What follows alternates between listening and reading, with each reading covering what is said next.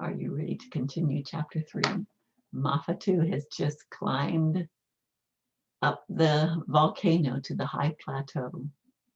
He stood there looking off to the southwest, and all at once his heart gave a jump, and he strained forward. A cone shape, vague as a cloud upon the horizon, showed him the existence of another island. It must have been 50 miles distant. As the boy watched eagerly, scarcely daring to believe the testimony of his eyes, he saw what might have been a column of smoke lifting high into the air from the peak of the cone. He had heard Grandfather Rua tell of the smoking islands, the home of savage tribes. They were the dark islands of the eaters of men. Was that distant island one such? Perhaps this very island upon which he stood belonged to them too. It was a terrible thought. As he stood there surveying his world, the wind that swept up from the wide Pacific beat hard against him, whistling in his ears. Almost he had to lean against it to keep his balance. It was a southwest wind that blew straight from the smoking island, whipping the sea to anger. Inside the barrier reef, the water deepened and shoaled in changing hues. Up here, the whole world seemed consumed with light and color. Far off, a mist of gulls drifted above the breaking surf, their hoarse cries as unceasing as the hum within a shell.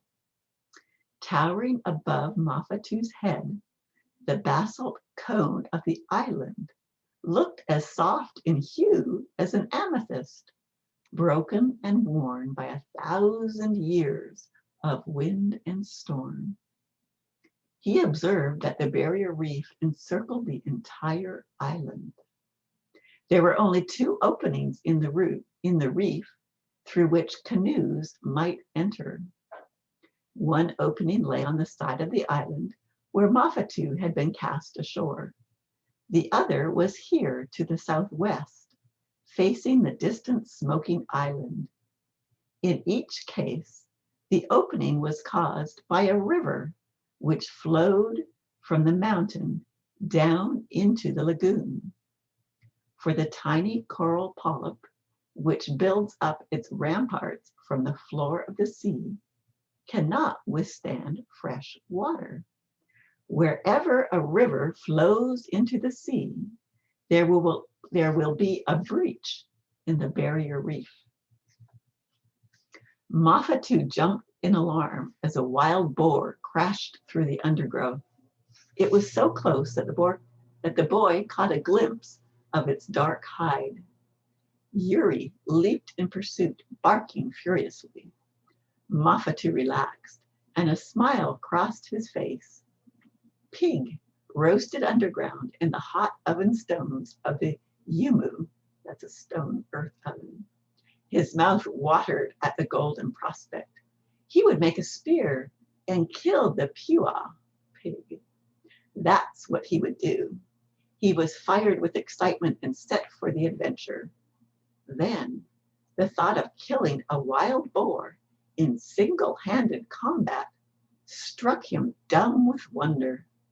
Why, he would never have dreamed of such a thing in Hikaru. He was Mafatu, the boy who was afraid. He set his jaw with fierce resolution.